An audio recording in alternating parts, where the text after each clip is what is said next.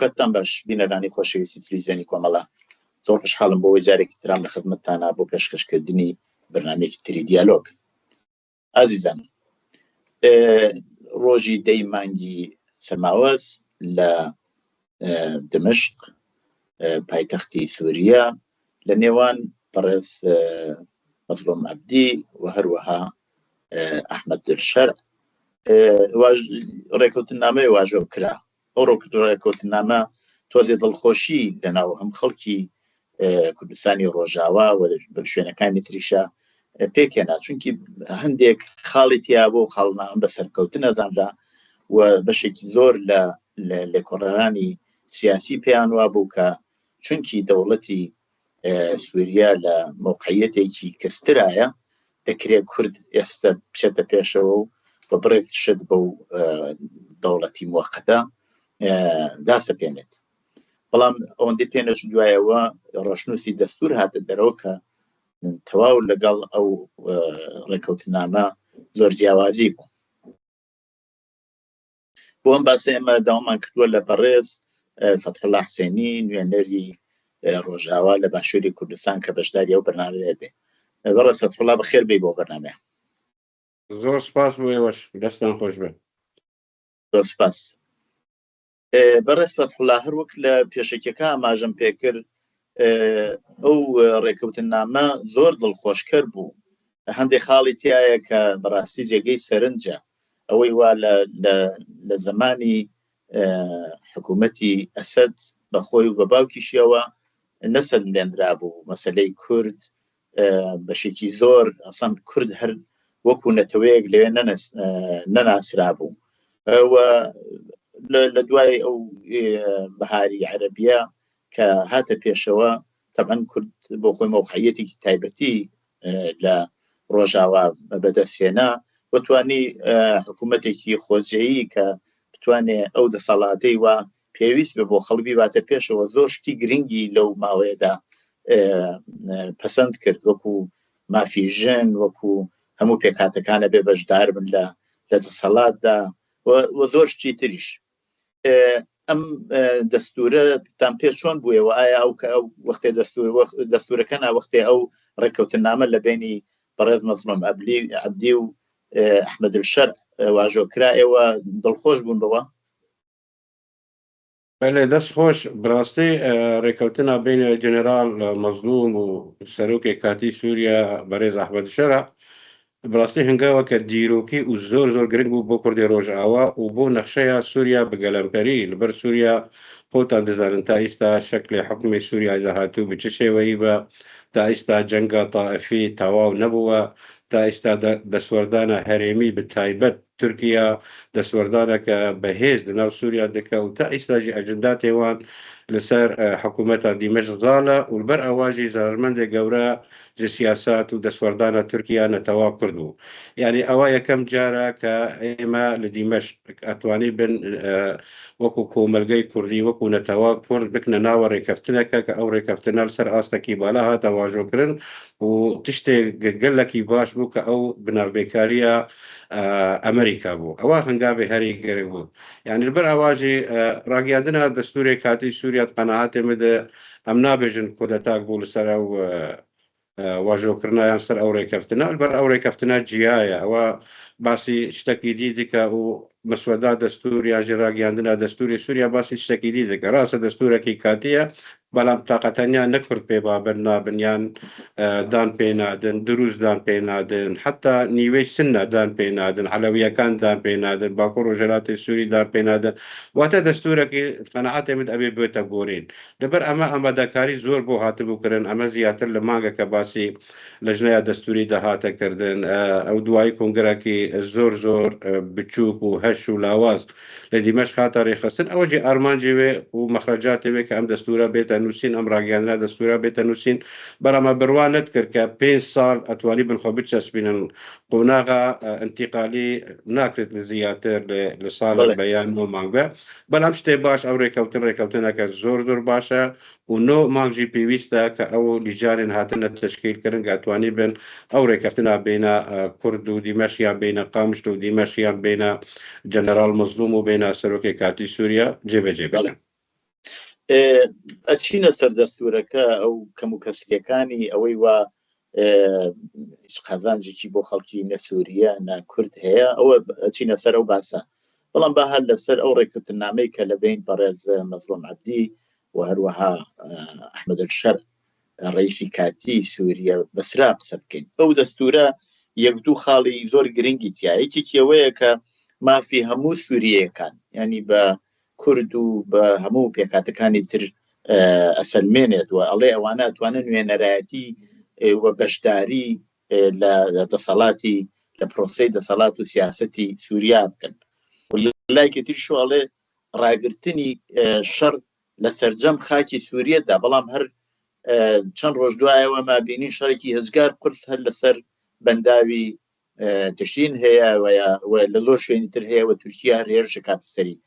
بۆ کاری چییە کە ئەوە لەسەر کاغەز نووسراوە و ینی دەوڵەت و تورکیا هیچ پابند نین بۆ ڕێکەوتنامە چۆن بووە کە لە کاتێک ئەو ڕێکەوتنامە هەیە بەڵام لەو لایشەوە بە شێوەیەکی کە ڕفتارەکرێت ینی بەێ حشت خاڵی زۆر گرنگ ئەو ڕێکەوتنامەیە هەیە ئەو شتێک لە قازانجێ کووردە کە ئێمە مەگوتی یەکسەر ئەبێ ئاگربەست بێتە ڕاگەیاندن لە ناو هەموو جغرافیای سووریا بە تایبەت هەرێمی مە زیاتر معنی ئەو ئاگربەستان بەر تورکیا لە 2011ەوە ئێریشی کوردان دکە و ئێریشی ڕێبەبەری ئاپۆسەر دکە و ئێریشی هێزە سووریا دیموکراتیک دکە و بدەیان جار خواستن خاکێ مەداگر بکوم تا ئیستا سێ شارێ کوردی داگرکردی لای تورکیا قەت بابەت نابە بە ئەو ڕێکەوتنانە یعنی عرفی دیبلۆماسی لای تورکیا نییە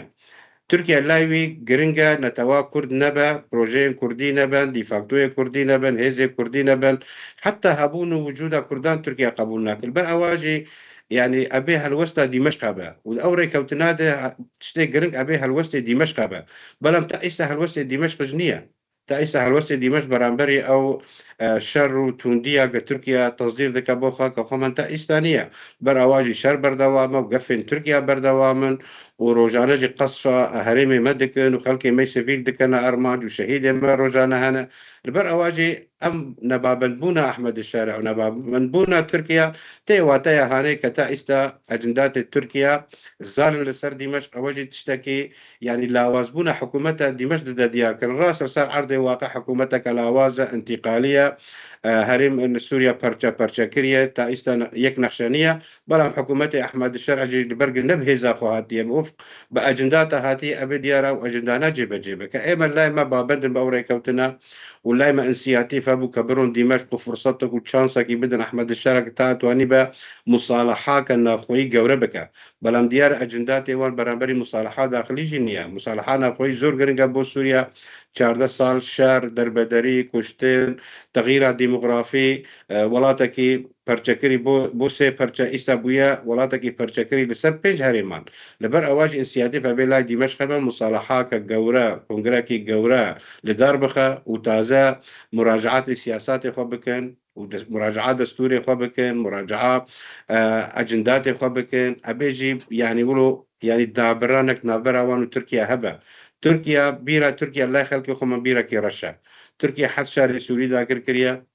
زياتر مناطق سني ويران كريه نتيجه فرض اجندات خلصر او هيزن تشكدار كر بديان فصائل تشتا وجورا وجور وراديكال دروس كردو تا ايساجي ناس سوريا بلاون لهرم اعزاز وجرابلس وباب اورجي خطريك غوريا ده اليه كي ديجي تا استابالبشتيا داعش دك يعني تركيا واتيا خطري سر هرم ما واولفو تفجرين سياسي ودبلوماسي واستخبارات تركيا حقيقة بو دمشق أوجه استفزازك بونا تو بيكاتين سوريا يعني رايدار تركيا وسيري دمشق ذكر وكأنه شاركي تركيا يعني يان اسطنبول يان غازي عنتاب يان شونكي ديكي أوجه خطرك جوريا أبدا برانك بقونا متاقة يا دعواتكن همو بيكاتا وهمو نتوا وهمو ملت سوريا بجدار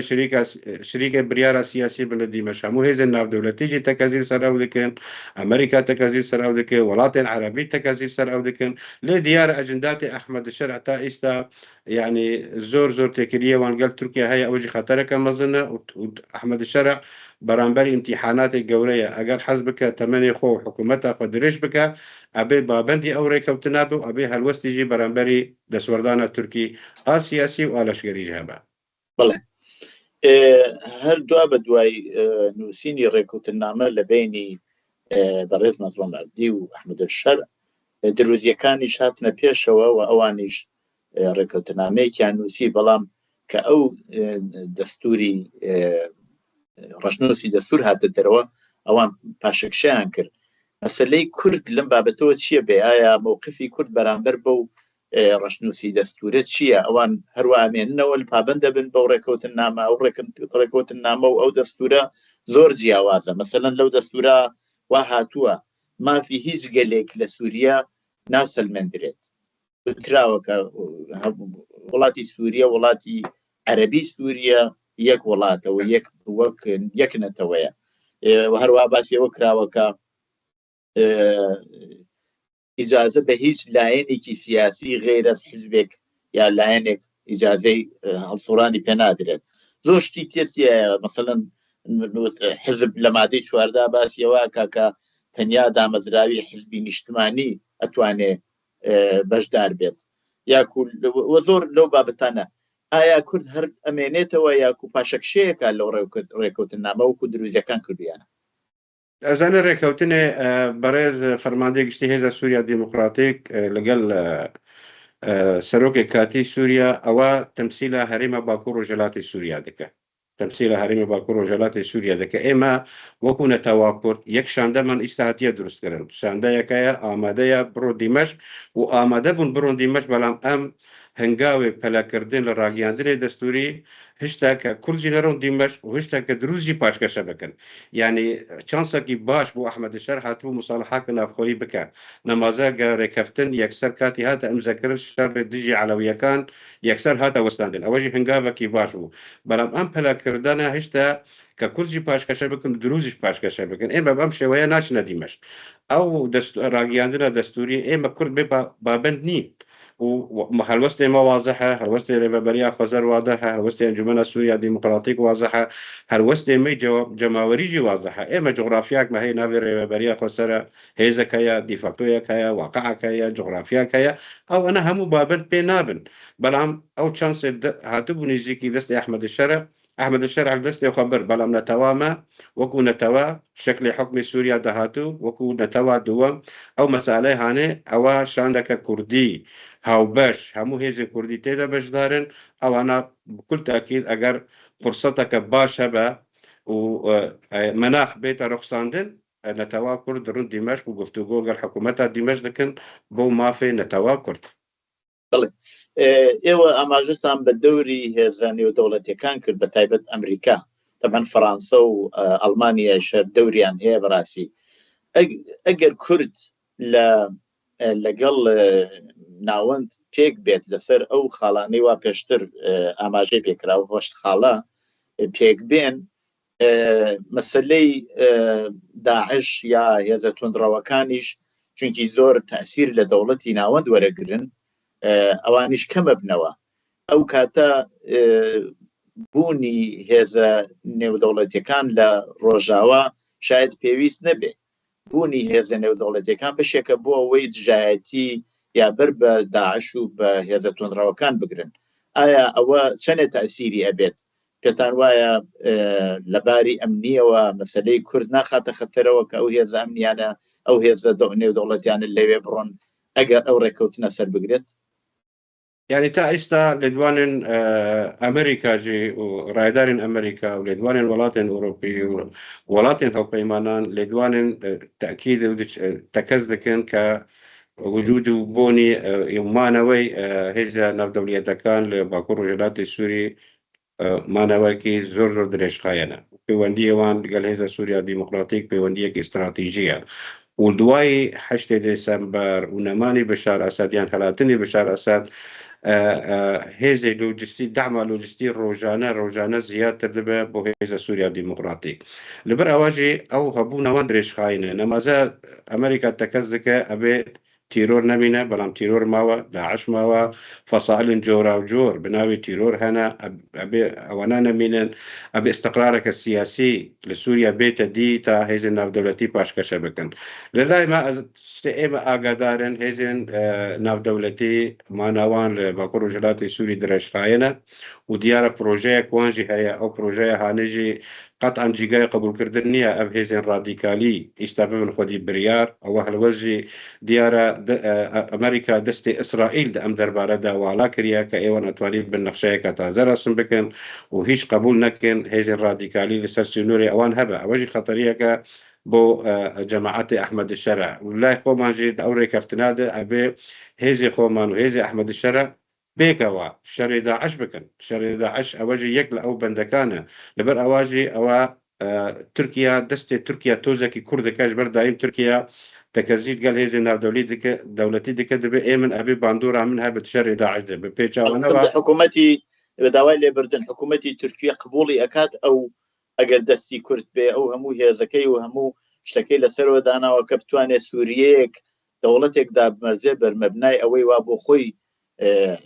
حكومتي اردوغان ايويت ايا واز ايري لو من ظانب اسرائيل لو العانه لسر برزايكاني اتواني بروانه بسر دمشق او لو كان روجي رابردويشا يبدو شويني جبهه فلسطين كلا سوريا بو بردمان كراو سركدكانيان كجراون چنك او لو كشدا تركيا توانه براوه بيت وچنك ملك زكابو هذا دولتي كان تركيا خسارتك جورة كرت دكريزا سوريا ده يعني مسألة بنابران مسألة أو همو تشاكو أو همو شر أو دعمالو جستي بو فصائل راديكال بو فصائل جورا وجور يعني بو تشتريا سياسي كبنابي كواليسيون عربي إسلامي بو دواي همو أجندات تركيا أو كواليسيون عربي إسلامي هميا ضربي صفر بون دواي 8 ديسمبر بشار نما إيش أحمد شرع سر حكمه أحمد الشرع صداصة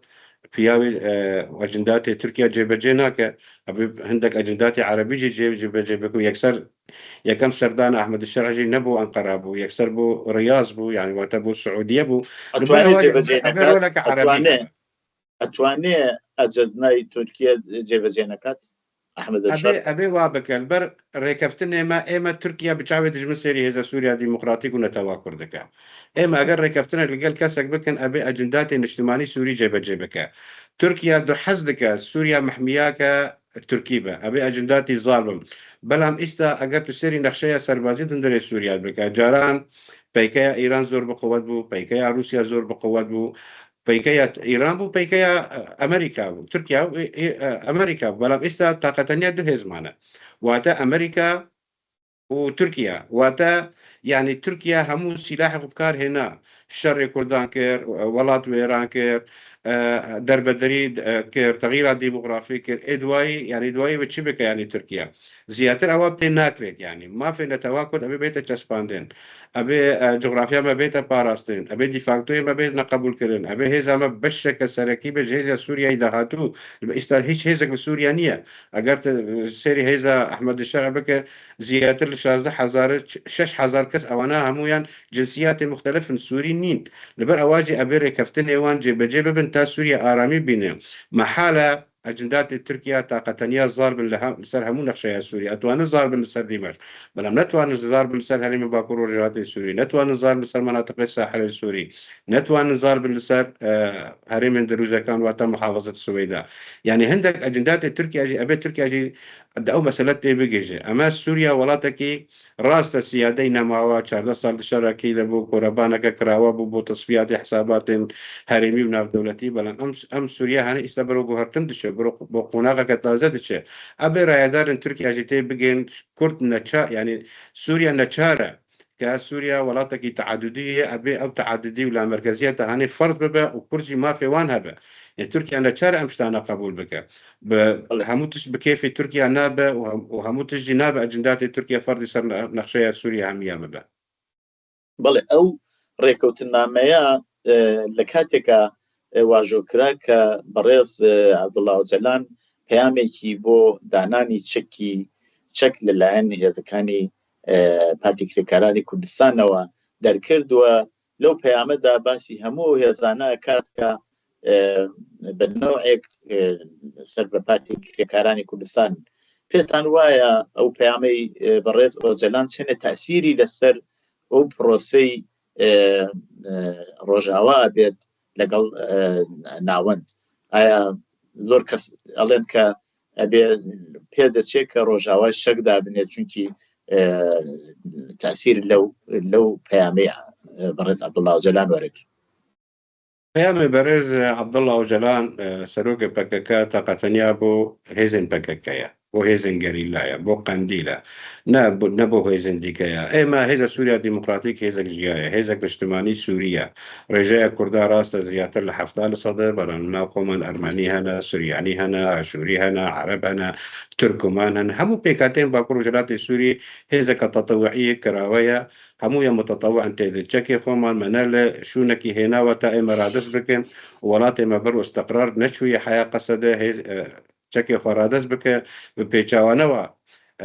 دعما لۆجستی بۆ هێزە قەسەدە زیاتر دەبێت و چەکی قەسەدە چەکێکی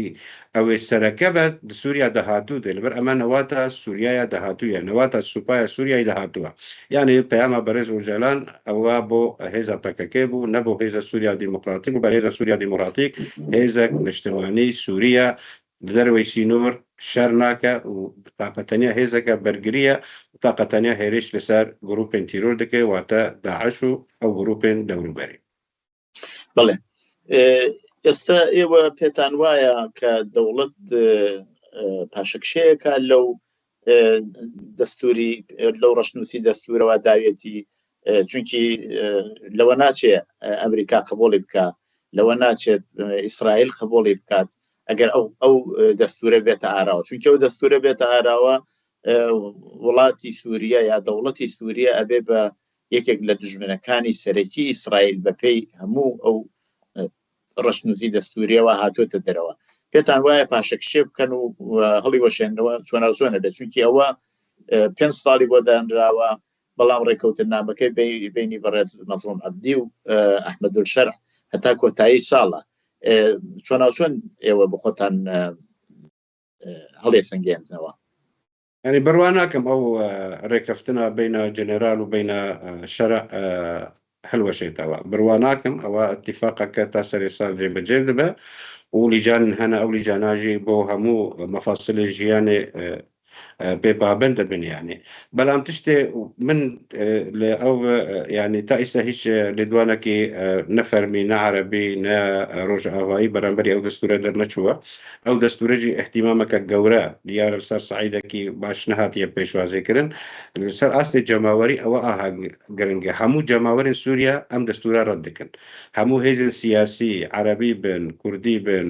دروزی بن، عەلەوی بن، هەمویان ڕەت دەکەنەوە. ئەوە خەتەرەیەکە گەورەیە البر أو أبي أحمد الشرع سياسات يكون مراجعة بك أو دستورا مراجعة بك وولاد برود حكمك تشاركي ببا لبر أواجي برنجكي ببلا عاجل لي تدعوا كرن كوميتيه كتازا بو دستور دامزرينا وراقينا كهمو بيكاتا كردو دروزو علوي سنجي تدبن وأتواني بن دستور كتازا راس الدستور كانتقالي جبل مهر أمام دباب بنجهك أبو دستور سوريا دهاتو سوريا محالة شارد صار شر تو علوية كان لابده تورا حكمك السني فرض بقاتو ديكتاتورك لابده تورا مستبدك تازا بتشسبين لدمشق